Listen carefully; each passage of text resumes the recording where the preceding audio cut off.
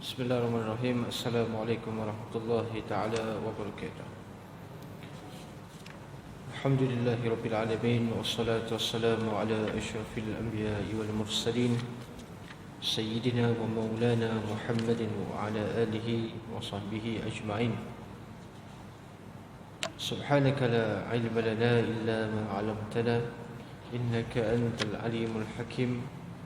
ولا حول ولا قوة إلا بالله العلي العظيم. رب اشرح لي صدري ويسر لي أمري واحلل عقدة من لساني يفقه قولي وبعد. أعوذ بالله من الشيطان الرجيم. بسم الله الرحمن الرحيم. قال الله سبحانه وتعالى يا أيها الذين آمنوا إذا قمتم إلى الصلاة فاغسلوا وجوهكم وأيديكم إلى المرافق وامسحوا برؤوسكم وأرجلكم إلى الكعبين.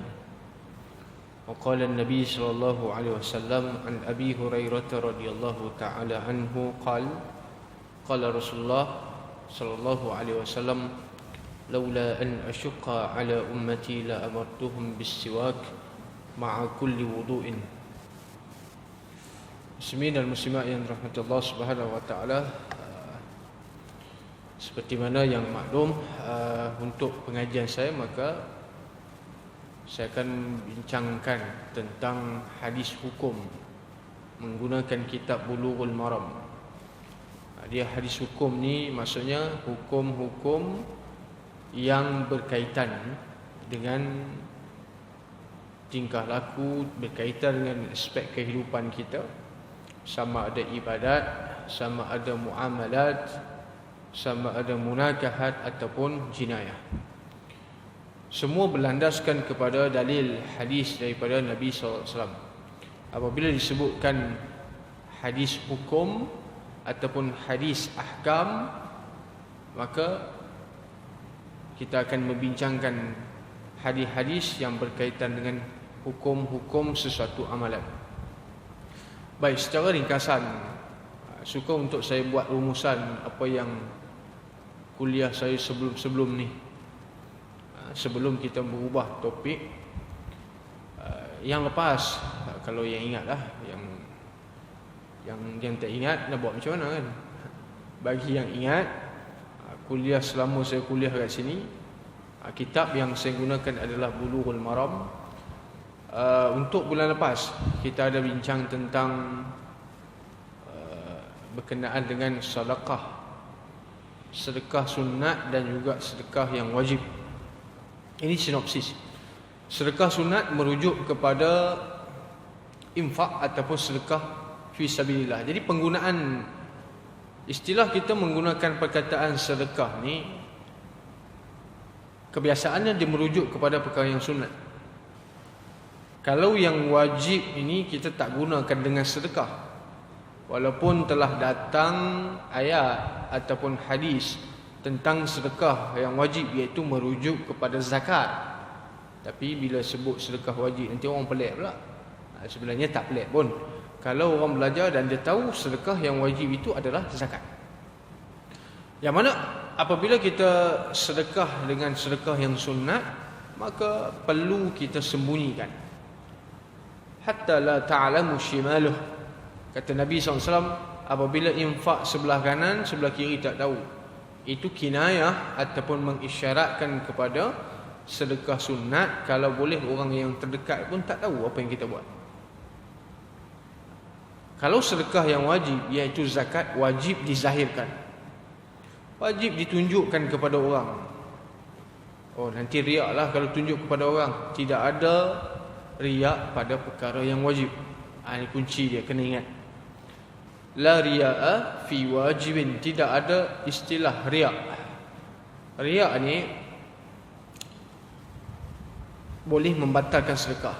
Kita kena ingat dalam hadis, dalam ayat Allah Subhanahu wa taala mengatakan ya ayyuhalladzina amanu la tubtilum sadaqatikum bil manni wal adha kalladzi yunfiqu ma lahu ria'an nas. Wahai orang mukmin, jangan kamu membatalkan pahala sedekah sunat kamu Jangan kamu membatalkan pahala sunat kamu dengan adanya ungkit-mengungkit di kemudian hari. Ini aku yang bagi ni, ini aku yang infak ni, aku yang sedekah ni, aku yang derma ni. Mannan itu dipanggil ungkit-mengungkit balik, sehingga menyakiti hati orang lain. Kita apabila orang ungkit apa yang telah diberikan kepada kita, kita pun sakit hati. Itu masuk adha. Kalladhi yunfiqu ma lahu ria'an nas. Bandingan dia, batal amalan itu adalah orang yang infak fi sabilillah, yang sedekah sunat, yang derma, yang beri sumbangan, tak kisahlah apa nama sekalipun, seperti mana orang yang nak tunjuk kepada orang lain. Dipanggil ria'an nas wa la yu'minu billahi wal yaumil akhir. Nak tunjuk kepada orang lain yang dia banyak sedekah sunat. Famathaluhu kamasalis safwanin. Perumpamaan orang yang sedekah tapi dia ungkit balik adalah seperti kita menaburkan tanah di atas batu yang licin. Fa asabahu wabilun. Tiba-tiba hujan datang. Apabila kita meletakkan tanah di atas batu yang licin, dia tak lekat. Itu maksud daripada ayat ni, dia tak lekat lama, licin jatuh balik. Itu adalah mengisyaratkan kepada perbuatan yang sia-sia. Maksudnya dia sedekah banyak, hilang pahala begitu saja dengan sebab ungkit-mengungkit, dengan sebab riak. Ini merujuk kepada sedekah sunat. Kalau sedekah wajib, tak ada istilah riak. Memang kok mana pun kena buat. Zakat, solat, puasa Ramadan, haji. Segan lah saya nak pergi Mekah, dia kata. Segan lah nak pergi Mekah buat haji sebab takut riak. Malas lah nak datang masjid nak solat, takut hati riak nanti. Malas lah nak puasa Ramadan, takut riak. Malas lah nak berzakat, takut riak. Tidak ada istilah riak dalam melakukan perkara wajib. Riak ke tak riak ke, kena buat. Sebab tu apabila dia membayar zakat, dia kena tunjuk dekat orang. Dia bayar zakat paling banyak sekali. Berapa zakat dia keluarkan? 500,000. 1 juta zakat dia. 1 tahun. Untuk tahun ni 1 juta. Maka dia perlu viralkan benda tu. Kenapa perlu viral? Bukan kena sembunyi-sembunyikan. Itu sedekah sunat. Yang kena sembunyi itu sedekah sunat. Habis yang wajib, wajib kena zahirkan kerana dia syiar. Wa may yu'azzim sya'airallah. Siapa yang membesarkan syiar-syiar Allah, ganjarannya besar. Zakat adalah syiar supaya beri galakkan kepada orang lain, juga ada rasa keinginan ataupun ada rasa kewajipan untuk zakat. Sebab dia tengok, oh orang ni keluar zakat. Dia kena zahirkan, tunjukkan syiar Allah. Solat jemaah, solat Jumaat, oh, orang datang masjid, aku pun teringin nak datang juga. Nampak? Dia akan menarik orang lain. Tapi sedekah sunat, amalan-amalan sunat, buat seorang-seorang kat rumah. Jangan tunjuk dekat orang, jangan cerita dekat orang, sehingga kawan karib dia, sehingga anak isteri dia pun tak tahu yang dia pernah sedekah. Bila meninggal baru tahu, oh suami aku dulu sedekah, aku tak tahu pun. Itu adalah merujuk kepada sedekah sunat. Yang tu baru kena nafikan riak. Yang tu baru kena nafikan riak. Baik, cuma isu dia, riak ni adalah perbuatan hati ataupun perbuatan zahir. Kita kena bezakan dulu. Kalau kita kata perbuatan hati, maka tiada hukum. Perbuatan hati tiada hukum. Sehingga dia menzahirkan dengan perkataan, dia menzahirkan dengan tindakan dia, baru ada hukum.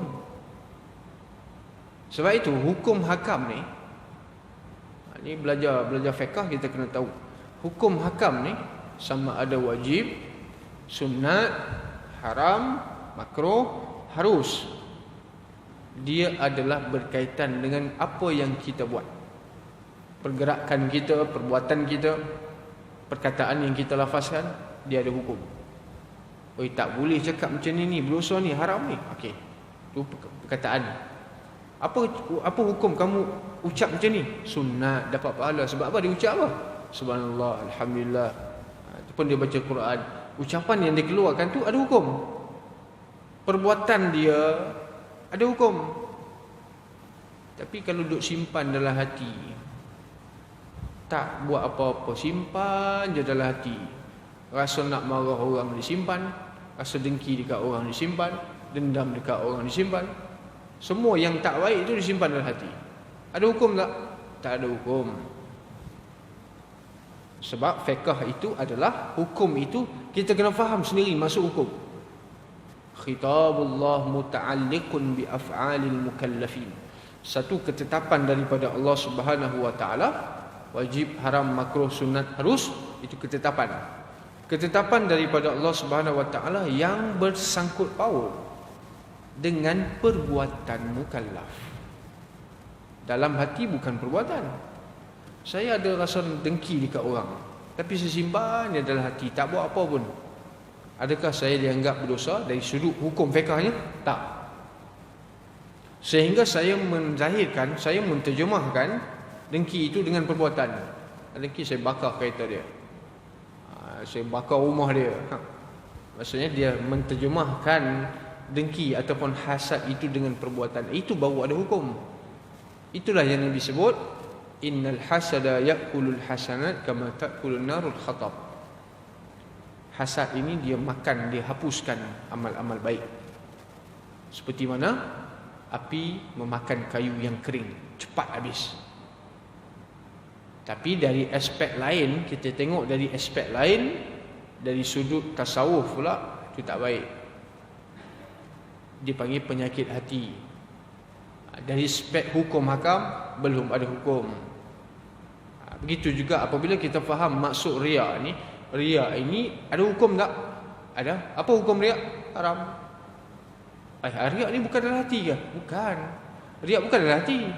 Riya dia terjemahkan dengan perbuatan. Nak tunjuk dekat orang itu bukan perbuatan hati. Itu dipanggil zahir. Baik, itu baru kesimpulan yang lepas. Tajuk malam ni tak masuk lagi. Tajuk malam ni saya tak cerita bab zakat, bukan bab sedekah. Ayat yang saya bacakan tadi adalah berkaitan dengan wuduk. Ya ayyuhallazina amanu idza qumtum ila shalah faghsilu wujuhakum wa aydiyakum ila al-marafiq wamsahu bi ru'usikum wa arjulakum ila al-ka'bayn. Ayat ini adalah berkenaan dengan hukum. Baik, apa hukum di sini adalah berkaitan wuduk. Kita semayang, ni wuduk kita betul ke? Jadi kita ulang kaji balik. Allah Subhanahu wa taala mengatakan idza qumtum. Jadi kalau kita nak hurai dari aspek bahasa Arab, aspek lughah, dia penting sebenarnya. Sebab hukum hakam ini keluar daripada pemahaman di dalam bahasa Arab. Qumtum ini kalau dalam Arab dipanggil fi'lun madhi. Fi'lun madhi maksudnya past tense. Semayang dulu baru wuduk lah kalau faham zahirnya. Nampak? Kalau faham zahir ayat ni, apabila kamu dah semayang, lepas tu baru kamu wuduk. Betul ke kefahaman macam tu? Nampak? Dia past tense tetapi dengan makna mudhari', dengan makna akan. Ini nak cerita ni masuk kelas bahasa Arab lah. Baik, tu saya bagi sikit-sikit lah macam mana kita dapat gambaran. Faghsilu wujuhakum, basuh muka. Ini rukun yang mana disebutkan dalam ayat itu adalah rukun. Yang sunat-sunat kena cari dalam hadis. Faghsilu wujuhakum, basuh muka. Muka itu pun ulama hurai juga. Apa definisi muka, kawasan mana had muka, tempat tumbuh anak rambut, dipanggil manabitu sya'ri, sampai kepada hujung dagu. Bawah dagu ni bukan muka dah. Kemudian hujung telinga sampai hujung telinga, maka kawasan ini dipanggil wujuh. Kemudian wa aydiyakum ilal marafiq, basuh tangan sampai ke siku. Walaupun sampai ke siku tetapi sunat dilebihkan, dipanggil tahjil. Sunat dilebihkan basuhan muka dipanggil sebagai ghurrah, kerana Nabi SAW berbangga dengan umat. Nabi cam umat dia di mana? Di akhirat esok ni dengan kesan wuduk. Dalam hadis Nabi sebut, faman istata'a an yutila ghurratahu, siapa yang mampu untuk lebihkan basuhan muka dia, siapa yang mampu untuk lebihkan basuhan tangan dia, kaki dia, falyaf'al, buatlah. Tidak ada istilah membazir. Membazir itu kalau dia masuk muka 10 kali, ya itu bazir. Dia masalah orang syak ni, orang waswas ni masalah besar. Masalah besar bagi orang yang waswas. Nak ambil wuduk, kalau satu kolah pun tak cukup. Kalau waswas ni masalah diri dia, bukan masalah orang lain. Kita duk perhati dah dia buruk, ni basuh muka dah 10 kali dah ni. Dia kata tak cukup lagi. Dia masih mengatakan baru 2 kali. Kena basuh lagi kali yang ketiga. Jadi kalau orang was-was, orang syak ni nak berwuduk, kena ada orang tengok lah. Kena ada orang tengok. Dia benda ni dia penyakit hati. Pergi klinik pun, pergi hospital pun tak ada ubat-ubat ni. Doktor pun tak tahu nak bagi ubat apa. Dia ubat dia adalah istighfar, baca qul a'udzu birabbin nas, dan juga kena buang. Kerana was-was ini min hamazatis syayatin, daripada hasutan daripada syaitan. Yang bagi was-was kepada orang ni bukan syaitan saja, manusia pun sama juga. Yuwaswisu fi sudurin nas, yang suka bagi was-was dekat orang ni adalah minal jinnati wan nas, jin dan juga manusia.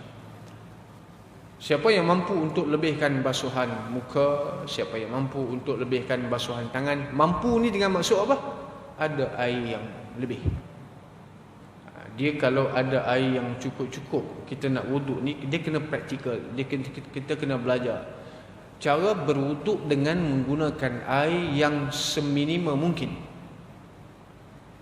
Bayangkan dalam hadis, sahabat menceritakan bahawasanya wuduk Nabi SAW cuma menggunakan kuantiti air hanya 1 cupak. 1 cupak senang nak fahamnya, tempurung tu, tempurung kelapa tu, 1 tempurung tu lah 1 cupak. Boleh kan macam tu? Kalau kita yakin tak guna air 1 cupak untuk berwuduk? Senang cakap 1 cawan lah. 1 cawan ni untuk wuduk, boleh ke? Komo pun lebih 1 cawan. Komo pun satu baldi ke apa? Tak boleh. Tapi kenapa Nabi SAW buat begitu? Yang pertama adalah mengajar supaya kita bersederhana di dalam melakukan amal ibadat. Sederhana dengan maksud supaya tidak menyebabkan kepada pembaziran. Zaman Nabi tak ada air, bolehlah macam tu. Bukan zaman Rasulullah tak ada air sebab tu Rasulullah wuduk dengan air yang sikit, bukan begitu. Tetapi nak mengajar supaya berjimat. Sebab boleh juga berlaku israf, melampau, membazir di dalam buat ibadat. Jangan kita sangkakan tidak ada istilah membazir dalam wuduk. Ada. Sebab itu boleh juga berlaku membazir orang yang berwuduk dalam sungai sekalipun. Sedangkan kalau kita fikir logiknya, air tak habis, air sungai tak berkurangan. Tetapi kenapa boleh berlaku pembaziran?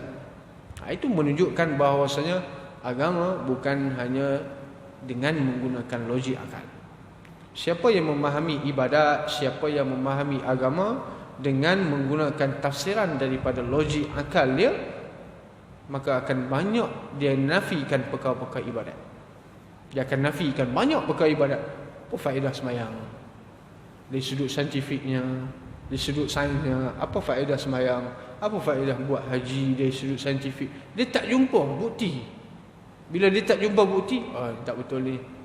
Dia akan menafikan banyak amal ibadat apabila terlalu mengutamakan logik. Sebab itu Ali bin Abi Talib mengatakan siapa yang menganggap ataupun mengutamakan logik akal, nescaya kalau nak sapu khuf tu disapu di bawah lah, tak sapu atas. Khuf, sapuan kasut. Baik, kemudian Allah Subhanahu wa taala kata wamsahu biruusikum. Sapu kepala. Dalam istilah, dalam masalah ataupun isu sapu kepala ni, banyak mazhab. Kadang ada orang tanya, kenapa perlu ada mazhab?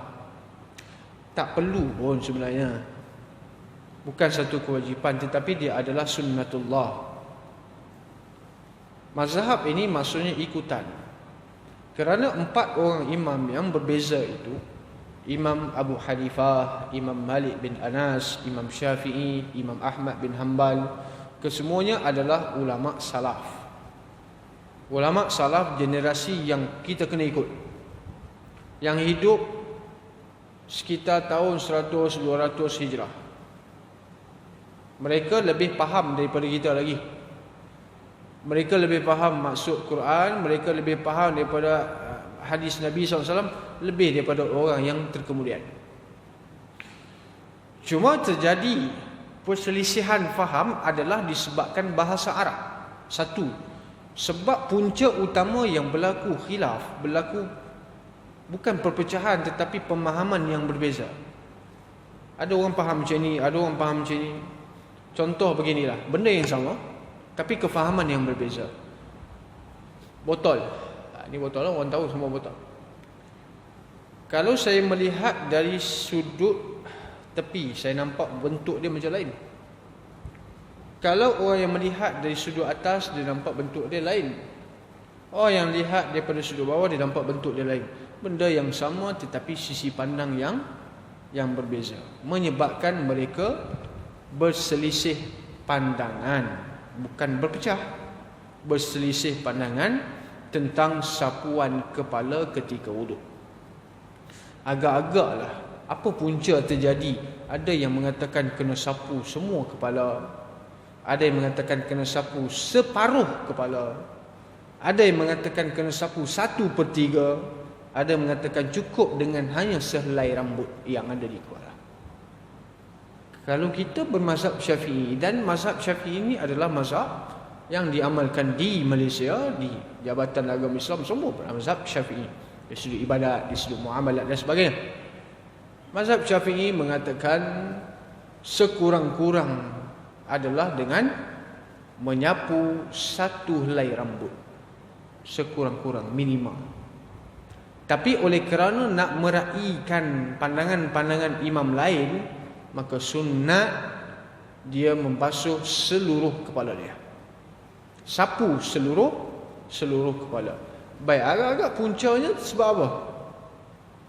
Luasnya bahasa Arab. Tengok, saya cerita tentang keluasan bahasa Arab.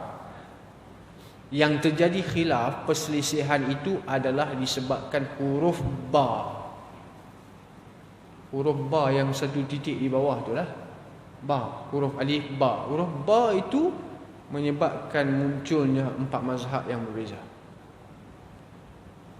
Ini Piramli pun dah buat dah kan. Hang tuah kalau bubur tukar jadi titik ba.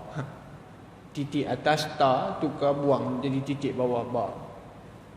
Jadi buah. Bila buah makna ada lain pula kan. Jadi rupanya dalam bahasa Arab memang ada pun. Bila kita tukar ataupun huruf ba itu sendiri ada banyak makna. Ini luas bahasa Arab. Siapa belajar bahasa Arab dia tahulah mukjizat Al-Quran itu terletak di mana. Mukjizat Al-Quran adalah terletak di bahasa dia. Dari satu sudut. Dan dia adalah mukjizat yang terbesar dari aspek penggunaan gaya bahasa Arab. Dia bahasa ni, saya sebut secara sepintas lalu, bahasa dia akan mengalami evolusi, perubahan. Ini sedikit tentang bahasa. Dia akan melalui evolusi. Perubahan yang mana? Perubahan dari sudut penggunaan kalimah, perubahan dari sudut dia punya susunan ayat dan sebagainya. Begitulah Al-Quran, begitulah bahasa Arab. Al-Quran diturunkan dalam bahasa Arab kerana nak mengalahkan para syu'ara. Syu'ara ni penyair Arab. Arab ni mereka berbangga dengan syair. Mereka boleh buat syair pantun dengan spontan. Dia banyak lagi lah ilmu. Saya tak mau cerita lah, pening ni. Okey. Dia ada sastra, dia ada sebagainya dalam bahasa Arab. Banyak ilmu dalam bahasa itu sendiri. Contoh evolusinya dalam bahasa Melayu. Dalam bahasa Melayu, kitab-kitab Jawi yang lama-lama ni, siapa yang pernah belajar kitab Jawi, kitab Syekh Daud Fatani dan sebagainya, yang usianya 100 tahun ke atas. Cuba tuan-tuan baca balik kitab Jawi itu. Kitab Jawi, tulisan Jawi, bahasa Melayu. Bukan bahasa Jawi. Salah lah siapa yang cakap bahasa Jawi. Bahasa Jawi lah. Tulisan Jawi, bahasa Melayu. Kita baca balik kitab-kitab Jawi yang 100 tahun, yang 200 tahun. Kita pun garu kepala, apa benda dia nak cakap ni. Itu pun tak boleh faham. Tak payah ambil 100 tahun, 200 tahun lah. Kita ambil tahun 60-an. Tahun 60-an, tahun 50-an. Buka balik cerita P.Ramlee.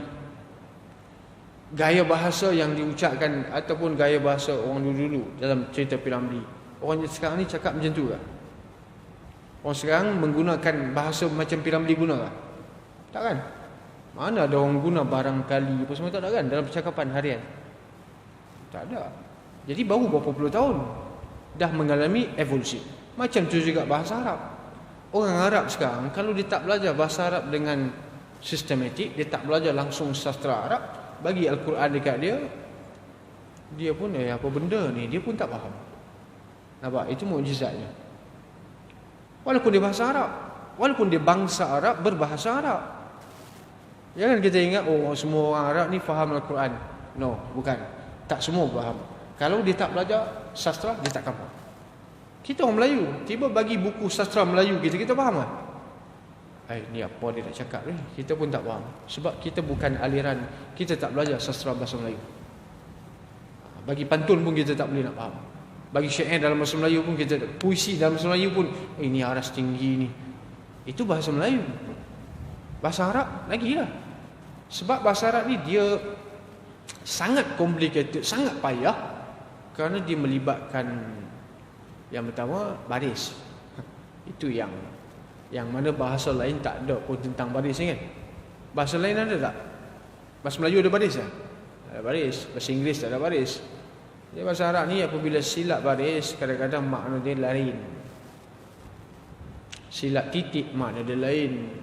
Sepatut titik 2 kita buat titik 1. Jadi huruf lain. Berubah baris ataupun berubah huruf, maka makna dia akan berubah. Satu contohnya ba. Ba ni dia ada banyak makna. Ada makna dengan tabaid, dengan makna sebahagian. Ada ba dengan makna keseluruhan. Kita terjemah Melayu satu makna ya, dengan sepatutnya dia tak boleh terjemah dengan wamsahu bil usikum, dia mutaaddi. Itu saya tak mau cerita panjang-panjang saya. Jadi kita kena faham berlaku adalah disebabkan pemahaman bahasa mereka yang disebabkan pemahaman mereka yang berbeza tentang huruf ba. Huruf ba tu pun boleh jadi khilaf. Contoh ni bahasa Arab, bahasa Melayu. Contoh yang paling mudah saya buat. Dalam bahasa Arab, apabila seorang itu haus lalu diminum air, minum itu hilang haus tu dalam Arab dipanggil rawa. Rawaitu ni maksudnya rasa lega. Lepas dia minum air itu dia rasa lega, hilang dahaga tu. Kalau Melayu kita nak cakap apa? Kenyang tu makan. Nampak? Lawan bagi haus tu, Melayu kita cakap apa? Puas. Terlalu umum pula. Puas, kalau saya berdiri lama saya dapat duduk pun saya panggil puas juga. Penat-penat kerja dapat balik rumah baring pun puas juga. Puas ni terlalu umum. Ada tak yang spesifik? Tak ada kan? Tak ada. Sebab tu kita pinjam banyak daripada bahasa lain. Melayu pinjam daripada Arab sikit, pinjam daripada yang sikit, campur-campur. Ini bukan nak meremehkan bahasa Melayu. Minta maaf lah kalau cikgu-cikgu bahasa Melayu ada cikgu ke apa kan. Bukan. Itu bahasa kita, bahasa ibunda kita. Kena agungkanlah, kena besarkan bahasa kita. Baik, dalam hadis Abu Hurairah Nabi SAW mengatakan, laula an asyqa ala ummati la amartuhum bis-siwak ma'a kulli wudu'in. Dia sugi ni jangan kita menganggap dia perkara remeh. Nabi korbankan sugi itu untuk kita. Macam mana? Nabi SAW suka bersugi. Buktinya akhir umur baginda Nabi SAW dalam keadaan ghargharah, dalam keadaan waktu sakit nak meninggal. Apa ibadat yang Nabi buat? Sugi. Bacalah sejarah, bacalah hadis. Apa benda ibadat yang terakhir, amalan yang terakhir yang Nabi SAW minta Aisyah buat supaya bawa datang kayu sugi. Itu menunjukkan bahawasanya Nabi suka bersugi. Tapi Nabi korbankan suka itu sebab takut jadi wajib dekat kita. Sebab itu dalam hadis Nabi kata, laula an asyqa, jikalau tidak menjadi keberatan ala ummati, ke atas umat aku, la amartuhum bisiwa, aku nak suruh mereka bersugi setiap kali nak wuduk. Setiap kali wuduk masa tu sugi. Tapi Nabi terpaksa korbankan suka itu dengan sebab apa? Tak nak, takut nanti jadi wajib, jadi beban pula. Bila jadi beban bukan kepada Nabi SAW, tetapi takut kepada kita. Kesian kepada umat. Banyak amalan-amalan yang Nabi SAW tak buat secara terang-terang, sebab takut nanti jadi wajib dekat kita. Banyak Nabi buat, tapi Nabi buat senyap, tak tunjuk dekat orang. Buat di rumah. Contohnya amalan-amalan sunat, solat sunat lah, ba'diyah ke apa semua, Nabi buat di rumah. Sehingga ada sahabat yang tanya tentang ibadat Nabi. Kemudian mereka menganggap, kalau Nabi pun banyak tu, kami kena banyak lagi lah. Seolah-olah mereka menganggap ibadat yang Nabi buat sikit. Memanglah Nabi buat sikit, tunjuk dekat orang. Yang Nabi senyap-senyap buat tu banyak. Takut tak mampu nak buat kan. Dan kita nak meraihkan, apabila kita berhadapan dengan orang, nak buat ibadat depan orang, perkara-perkara yang sunat ke, yang wajib ke, kena raihkan orang lain. Terutamanya kalau kita dulu adalah imam dan sebagainya. Muaz bin Jabal radhiyallahu taala anhu, ada satu kisah dalam hadis. Muaz bin Jabal ni, dia sembahyang isyak dengan Nabi sallallahu alaihi wasallam. Dan setiap hari dia akan sembahyang isyak 2 kali. Ini sahabat Nabi Muaz bin Jabal, dia akan solat isyak 2 kali. Kenapa boleh jadi 2 kali? Yang pertama adalah dia nak dapat fadilat solat isyak bersama Rasulullah. Yang kedua, kerana dia memikul tanggungjawab menjadi imam bagi orang kampung dia. Nampak? Jadi dia tak mengabaikan salah satu. Jangan sebab dia nak kejar fadilat, dia abai tanggungjawab. Itu tak boleh. Oh, saya dah dapat ni pahala lebih, fadilat lebih, tapi dia abaikan tanggungjawab dia. Tak boleh. Jangan sampai dia memikul tanggungjawab sampai semua fadilat tak boleh buat langsung. Tak boleh juga. Sebab itu Muaz bin Jabal dia solat isyak 2 kali. Lepas habis solat bersama dengan Rasulullah, dia lari balik kampung sebab tak ada orang jadi imam. Dia saja yang pandai. Dia pun balik. Satu malam dia solat isyak bersama dengan jemaah dia. Fatawwala alaihim, dia baca panjang. Solat isyak, dia baca Fatihah, kemudian dia baca surah Al-Baqarah. Dia baca Al-Baqarah. Dia baca Al-Baqarah sampai habis 280 ayat. Seorang demi seorang keluar daripada solat. Panjang sangat. Kalau yang dah sakit lutut tu menggigil dalam solat. Keluar. Ramai jemaah yang keluar daripada solat, keesokan mereka jumpa Nabi dan mengadu kat Nabi. Wahai Rasulullah, semalam sembahyang isyak ni Muaz sembahyang panjang, dia baca Al-Baqarah. Nabi marah siapa agak-agak. Nabi kata, biarlah baca Baqarah pun, duduklah, sembahyanglah. Tak. Nabi panggil Muaz. Nabi kata kepada Muaz, aturidu an takuna fattanan ya Muaz. Adakah kamu nak menjadi pemfitnah dalam agama, wahai Muaz? Nabi tegur Muaz bin Jabal. Nabi tak marah jemaah yang tak nak berdiri lama-lama tu. Tapi Nabi tegur Muaz bin Jabal. Jangan biarkan orang seolah-olah macam ni lah. Jangan biar orang smash kita. Jangan bagi bola tanggung. Kalau kerap sangat bagi bola tanggung, lama-lama orang akan smash. Tunggu apa lagi bola tanggung? Maksudnya orang yang dah tak suka dengan agama, jangan kita bagi dia sebagai modal untuk dia smash agama kita. Jadi apa yang Nabi SAW tegur kepada Muaz, jangan solat lama sangat. Kerana di belakang ada orang tua, ada orang yang ada urusan, ada orang ada anak kecil, ada orang yang sakit, macam-macam keadaan orang. Kalau nak semayang, baca Al-Baqarah, balik semayang rumah, sampai subuh pun tak ada masalah. Sampai subuh pun tak ada masalah, orang tak marah pun. Cuma takut kita yang tak nak. Di sudut orang, tak ada orang marah. Tapi jangan sampai menzalimi ataupun mengabaikan kesihatan. Itu yang Nabi SAW larang. Beribadat dia ada ikhtisad, bersederhana di dalam melakukan ibadat.